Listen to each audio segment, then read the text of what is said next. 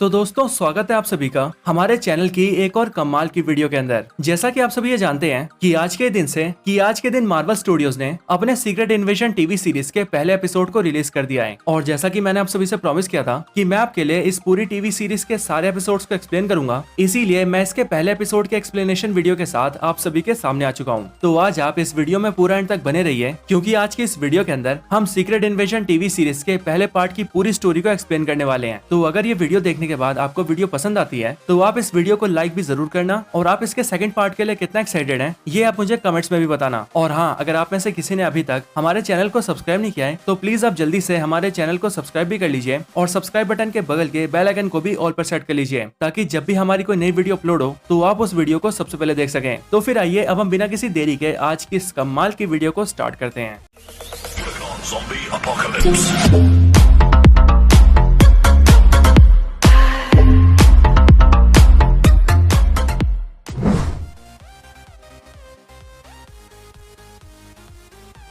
तो इस एपिसोड की स्टार्टिंग होती है रशिया के मॉस्को सिटी से, जहां पर हम ये देखते हैं कि एजेंट रॉस बहुत तेजी में चलकर कहीं पर जा रहा होता है। अब वैसे आप सभी ने एजेंट रॉस को देखकर ये पहचान ही लिया होगा कि ये वही कैरेक्टर है जिसे हम सभी ने आखिरी बार Black Panther Wakanda Forever movie में देखा था। एजेंट रॉस फोन पर किसी से कहता है कि वो उसके बहुत करीब है और इसीलिए वो बहुत ही जल्द उससे मिलने आ रहा है। इसके बाद ही एजेंट रॉस एक अनजान सी बिल्डिंग के एक रूम में घुसता है, जहां पर आने के बाद हमें पता लगता है कि वहां पर एक दूसरा एजेंट जिसका नाम एजेंट प्रेस्कॉट होता है, वो एजेंट रॉस का इंतजार कर रहा होता है। और जब एजेंट रॉस उसके पास उससे मिलने आता है तब वो एजेंट रॉस को बताता है कि हमारी पूरी दुनिया के ऊपर एक बहुत बड़ा खतरा आ चुका है, एक ऐसा खतरा जिसे अगर रोका नहीं गया तो उससे पूरी दुनिया खत्म हो सकती है। एजेंट प्रेस्कॉट एजेंट रॉस को बताता है कि हमारी दुनिया के अंदर बहुत सारे क्राइम्स बढ़ रहे हैं और अभी सिर्फ एक साल के अंदर पूरी दुनिया में 5 बड़े बड़े टेरर अटैक्स हो चुके हैं। पर यह सुनकर एजेंट रॉस उससे कहता है कि ये सब होना तो बहुत नॉर्मल बात है और पूरी दुनिया में ये सब होता ही रहता है। लेकिन फिर ये सुनते ही एजेंट प्रेस्कॉट उसे बताता है कि सबसे कमाल की बात ये है कि ये सारी चीजें ह्यूमंस नहीं बल्कि स्क्रल्स कर रहे हैं। इसके आगे एजेंट प्रेस्कॉट उसे बताता है कि वो काफी टाइम से एक खुफिया टेरर ग्रुप के ऊपर रिसर्च कर रहा था और उसकी सारी एक्टिविटीज को मॉनिटर कर रहा था। लेकिन अपने काम के दौरान ही उसे पता लगा कि उस आतंकवादी ग्रुप के मेंबर्स असल में स्क्रल्स हैं और वो इंसानों की शक्ल लेकर दुनिया के अंदर तबाही मचा रहे हैं। ये सब सुनने के बाद एजेंट रॉस उससे पूछता है कि आखिर स्क्रल्स ये सब कर क्यों रहे हैं, जिस पर एजेंट प्रेस्कॉट उसे बताता है कि आज से लगभग 30 साल पहले स्क्रल्स ने हमारी दुनिया के अंदर आना शुरू किया था और उनके यहाँ आने का रीजन थी कैप्टन मार्वल। स्क्रल्स ने कई साल पहले ही अपनी दुनिया खो दी थी और इसीलिए वो एक नई दुनिया की तलाश में थे, और निक फ्यूरी और कैप्टन मार्वल ने सभी स्क्रल्स को यह भरोसा दिया कि वो स्क्रल्स के लिए एक नई दुनिया ढूंढेंगे जहां पर स्क्रल्स बच सकें और अपनी जिंदगी को फिर से जी सकें। लेकिन आज की तारीख में ना ही कैप्टन मार्वल का कोई अता पता है और ना ही निक फ्यूरी का, और इसीलिए अब स्क्रल्स ये चाहते हैं कि वो किसी दूसरी दुनिया पर नहीं बल्कि हमारी दुनिया यानी कि अर्थ पर ही अपना घर बसाएं और हमारे ग्रह के ऊपर कब्जा कर लें। इसके आगे एजेंट प्रेस्कॉट एजेंट रॉस को एक डिवाइस दिखाता है और उस डिवाइस को दिखाते हुए वो उससे कहता है कि स्क्रल्स एक बहुत ही बड़ा अटैक प्लान कर रहे हैं और इस डिवाइस के अंदर उनके अटैक का सबूत है। इसके बाद एजेंट रॉस उस डिवाइस के अंदर उस सबूत को देखता है और फिर वो उस सबूत को लेकर वहां से जाने लगता है, और वो एजेंट प्रेस्कॉट से कहता है कि वो इसे निक फ्यूरी को दिखाएगा। लेकिन तभी एजेंट प्रेस्कॉट को एजेंट रॉस के ऊपर शक होता है और वो ये समझ जाता है कि एजेंट रॉस असल में असली एजेंट रॉस नहीं है बल्कि वो एक स्क्रल है, और इसीलिए वो उससे लड़ने लगता है। लेकिन वो स्क्रल जो कि एजेंट रॉस बना हुआ था वो एजेंट प्रेस्कॉट को गोली से मार देता है और वहां से भाग जाता है। लेकिन फिर तभी एक दूसरा आदमी एजेंट रॉस का पीछा करने लगता है और एजेंट रॉस जैसे उसे देखता है वैसे ही अपने पीछे एक आदमी को देखकर वो वहां से भागने लगता है और तेजी से एक बिल्डिंग के ऊपर चढ़ जाता है। लेकिन वो दूसरा इंसान भी जल्दी से एजेंट रॉस का पीछा करता है और उस बिल्डिंग की छत तक चला जाता है। लेकिन फिर तभी उनकी मुठभेड़ के चलते एजेंट रॉस वहां से नीचे गिर जाता है। इसके बाद ही वहां पर मारिया हिल भी आती है और वो किसी दूसरे इंसान को एजेंट रॉस के ऊपर हमला करते देखकर उसके ऊपर बंदूक तान देती है। लेकिन फिर तभी वो देखती है कि एजेंट रॉस असल में एक स्क्रल है और अपने मरने के बाद ही वो स्क्रल अपने असली रूप में आ जाता है, और जो आदमी एजेंट रॉस का यानी कि उस स्क्रल का पीछा कर रहा होता है वो भी असल में एक स्क्रल होता है जिसका नाम होता है टेलोस। अब अगर आप सभी ने कैप्टन मार्वल मूवी देखी होगी तब आप सभी टेलोस को जानते ही होंगे, और अगर तब भी आप लोग नहीं जानते तो मैं आप सभी को टेलोस के बारे में मेन बातें बता देता हूँ। असल में टेलोस एक स्क्रल है और यह स्क्रल्स के काउंसिल का एक मेन मेंबर है, और इसकी एक वाइफ है जिसका नाम है सोरेन, और एक बेटी भी है जिसका नाम है गाया। और यहाँ पर क्योंकि मारिया हिल और टेलोस एक दूसरे को जानते थे इसीलिए वो दोनों एक दूसरे के साथ चले जाते हैं। इसके बाद ही एक जंगल के अंदर एक स्पेसशिप नीचे आकर लैंड करता है जिसके अंदर से निक फ्यूरी बाहर आता है और फिर वो स्पेसशिप वहां से उड़ जाता है। इसके बाद ही हम देखते हैं कि मारिया हिल निक फ्यूरी को अटेंड करती है और फिर वो उसे लेकर सीधा टेलोस के पास जाती है टेलोस और निक फ्यूरी पुराने दोस्त हैं और इसीलिए वो निक फ्यूरी से पूछता है कि वो अब तक कहाँ पर था, जिस पर निक फ्यूरी उसे बताता है कि वो काफी सालों से अर्थ के बाहर था, यानी कि स्पेस में। और स्पेस के अंदर वो एक इंटरगैलेक्टिक स्पेस ऑर्गेनाइजेशन के अंदर काम कर रहा था जिसे कहा जाता है सेबर। लेकिन कुछ टाइम पहले मारिया हिल ने उसे कांटेक्ट किया और उसे ये बताया कि दुनिया के ऊपर एक बड़ा खतरा मंडरा रहा है, कि हमारी दुनिया एक बड़े खतरे में है और इसीलिए मैं यहाँ पर आया हूँ दुनिया को बचाने के लिए। इसके बाद टेलोस निक फ्यूरी को सारी बातें बताता है। वो निक फ्यूरी से कहता है कि तुम जानते हो कि हम स्कल्स इस दुनिया में 30 सालों से हैं और अब अर्थ के अंदर स्कल्स की मात्रा हजारों या फिर लाखों में भी है। निक फ्यूरी, तुमने और कैप्टन मार्वल ने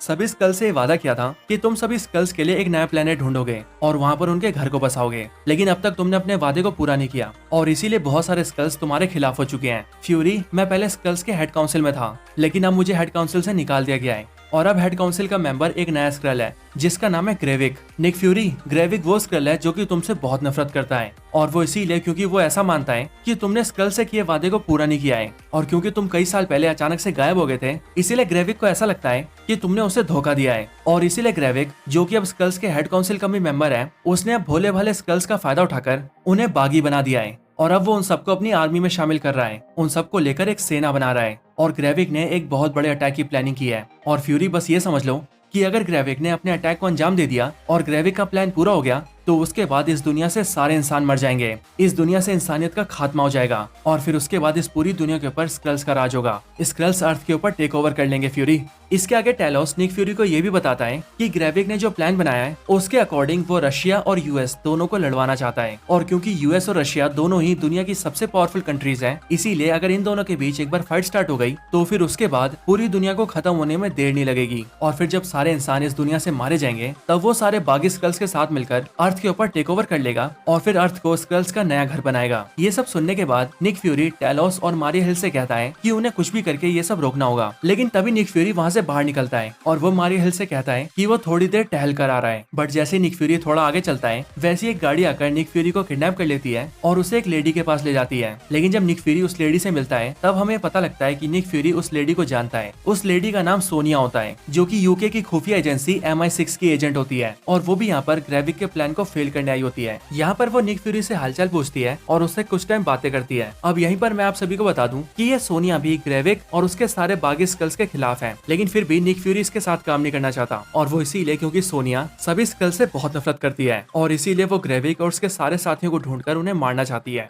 लेकिन जबकि निक फ्यूरी ऐसा चाहता है कि वो स्कल्स को मारने की बजाय इस पूरे मैटर को शांति से सॉल्व कर दे। इसके बाद निक फ्यूरी सोनिया से मिलकर वहाँ से चला जाता है। इसके बाद दूसरी तरफ हम एक अनजान सी जगह को देखते हैं जो जगह देखने में एक पुराना आर्मी बेस जैसा लग रहा होता है। यहीं पर एक आदमी आता है जो कि अंदर घुसने की कोशिश कर रहा होता है, लेकिन वहाँ के गार्ड्स उस आदमी को रोक देते हैं और उसे अंदर नहीं जाने देते। लेकिन फिर तभी वहाँ पर एमिलिया क्लार्क आती है। अब यही मैं आपको बता दूं कि एमिलिया क्लार्क भी एक स्क्रल है जो कि असल में टेलोस की बेटी गाया है और गाया ने आज से काफी साल पहले ग्रेविक की टीम को ज्वाइन कर लिया था और वो इसीलिए क्योंकि वो भी ये चाहती थी कि सारे स्क्रल्स को उनका घर वापस मिल सके। यहाँ पर आने के बाद गाया उस आदमी से उसकी असलियत पूछती है, जिस पर वो आदमी सभी को दिखाता है कि वो असल में एक स्क्रल है। इसके बाद गाया उस नए स्क्रल को लेकर अंदर जाती है और अंदर आते हुए वो उसे समझाती है कि ये पूरी जगह बाहरी दुनिया से छुपी हुई है और असल में ये जगह हम स्कल्स का बेस है। बाहर की दुनिया में हम स्कल्स को छुपना पड़ता है और इन इंसानों का मुखौटा पहनना पड़ता है, लेकिन यहाँ इस जगह के अंदर हम लोग खुलकर रहते हैं, वो भी अपने असली स्क्रल फॉर्म में। साथ ही साथ यहाँ पर हम खुशी से रहते हैं और आज से तुम भी यहाँ पर रह सकते हो हम सबके साथ। इसके बाद ही गाया उस नए स्क्रल को एक ऐसी जगह दिखाती है जो जगह एक ऐसी जगह होती है जहाँ पर ये सारे बागी स्क्रल्स दुनिया भर के बहुत से आम लोगों को और बहुत से बड़े बड़े लोगों को जैसे कि बिजनेसमैन, पॉलिटिशियंस और इस तरह के लोगों को उठाकर लाते थे और उन्हें अपने स्कल्स के साथ एक्सचेंज कर देते थे। यानी कि स्कल्स उन सभी को किडनैप करके यहाँ पे रखते थे और उनकी जगह पर स्कल्स जाते थे। साथ ही साथ ये सारे स्कल्स उन सभी लोगों की मेमोरीज को भी कॉपी कर लेते थे ताकि वो लोग उनकी दुनिया के अंदर घुल मिल सके।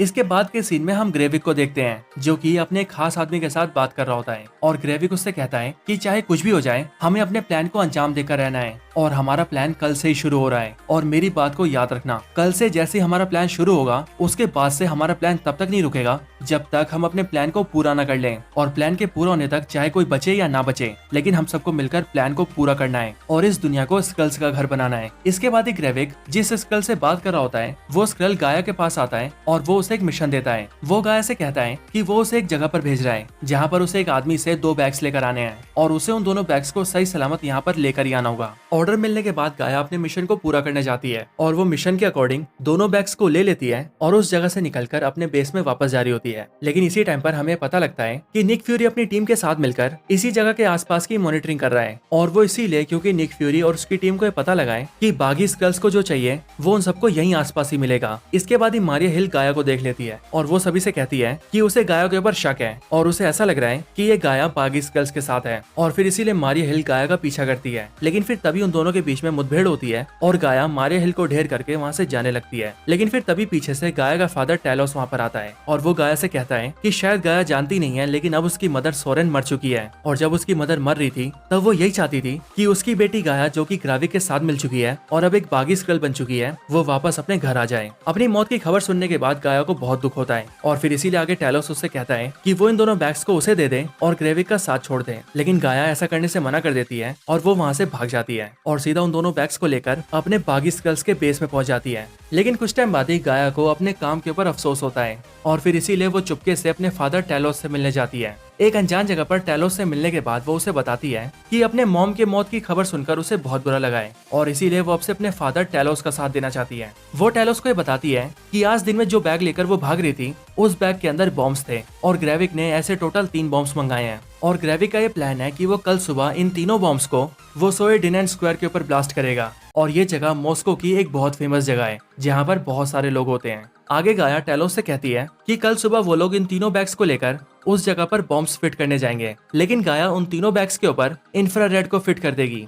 ताकि टेलोस, निक फ्यूरी और मारिया हिल उन तीनों बॉम्ब्स वाले बैग्स को ट्रेस कर सकें। इसके बाद अगली सुबह टेलोस, निक फ्यूरी और मारिया हिल गाया के कहे अनुसार उस लोकेशन पर पहुंच जाते हैं और वहां पहुंचने के कुछ टाइम बाद वो लोग देखते हैं कि गाया और बाकी के बागी स्कल्स उन बॉम्ब्स वाले बैग्स को लेकर वहां पर आ चुके हैं। इसके बाद निक फ्यूरी, टेलोस और मारिया हिल तीनों मिलकर उन बैग्स को ट्रेस करने लगते हैं और जो बागी स्कल उन बैग्स को लेकर जा रहा होता है वो लोग उनका पीछा करते हैं। लेकिन कुछ टाइम बाद जब टेलोस और मारिया हिल एक एक बैग को पकड़ लेते हैं तब उन दोनों बैग्स को देखकर उन्हें पता लगता है कि वो दोनों बैग्स असल में खाली है और ग्रेविक बहुत होशियार है क्योंकि वो उन तीनों बॉम्ब्स को पहले से ही फिट कर चुका है। इधर दूसरी तरफ निक फ्यूरी एक छोटी सी बच्ची को देखता है और उसे देखकर निक फ्यूरी को उस पर शक होता है, लेकिन निक फ्यूरी जैसे उसका पीछा करता है वैसे ही वो देखता है कि वो छोटी बच्ची जल्दी जल्दी से अपना रूप बदल रही है और फिर इसीलिए फ्यूरी को ये पता लग जाता है कि वो असलियत में एक स्क्रल है। लेकिन फिर तभी फ्यूरी को ये पता लगता है कि वो असल में स्क्रल तो है लेकिन वो स्क्रल है ग्रेविक, जो कि सीधा निक फ्यूरी के सामने खड़ा हो जाता है और निक फ्यूरी के सामने खड़ा होकर वो एक एक करके उन तीनों बॉम्ब्स को ब्लास्ट कर देता है, जिससे कि वहाँ के आसपास का सब कुछ डिस्ट्रॉय हो जाता है और हर तरफ लोगों की भगदड़ मच जाती है। इसी भगदड़ में हम मारिया हिल को देखते हैं जो कि लोगों की मदद कर रही होती है, लेकिन फिर तभी उसके पास निक फ्यूरी आता है और वो मारिया हिल को गोली मार देता है। पर तभी हम देखते हैं कि वहाँ पर असली निक फ्यूरी भी आ जाता है और हमें पता लगता है कि जिस निक फ्यूरी ने मारिया हिल को गोली मारी है वो असल में ग्रेविक है। लेकिन जब तक निक फ्यूरी ग्रेविक को गोली मार पाता तब तक ग्रेविक भीड़ का फायदा उठाकर वहाँ से भाग जाता है और फिर इसीलिए निक फ्यूरी मारिया हिल को देखने जाता है और वो मारिया हिल को बताता है कि उसे गोली मारने वाला वो नहीं